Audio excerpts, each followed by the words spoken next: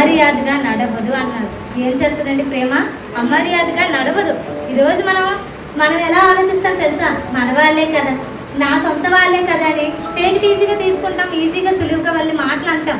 మనం ఎలా ఆలోచిస్తామండి? మన వారే కదా, ఏమైంది నాకు మాట అనేస్తే మళ్ళీ డైలాగ్ ఎలా వేస్తాను తెలుసా? నువ్వు నా వారు అనుకున్నాను కాబట్టి నేను అంత ఈజీగా మాట్లాడుతున్నాను, బయట వాళ్ళైతే అంటానేంటి అంటాం.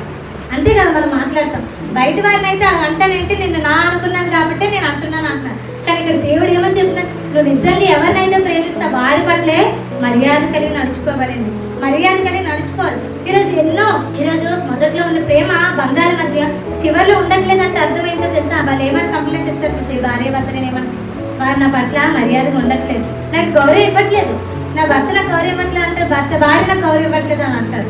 అంటే ఏంటి? మర్యాద ఉండాలి. ఈరోజు యేసుక్రీస్తు వారు తన శిష్యుల పట్ల మర్యాద నడుచుకున్నాడా లేదా? నేను అంత గొప్పవాడే, మహానుభావుడే, తన శిష్యుల దగ్గర అంత తగ్గించుకోవాలా? వారి పాదాలు కడగాలా?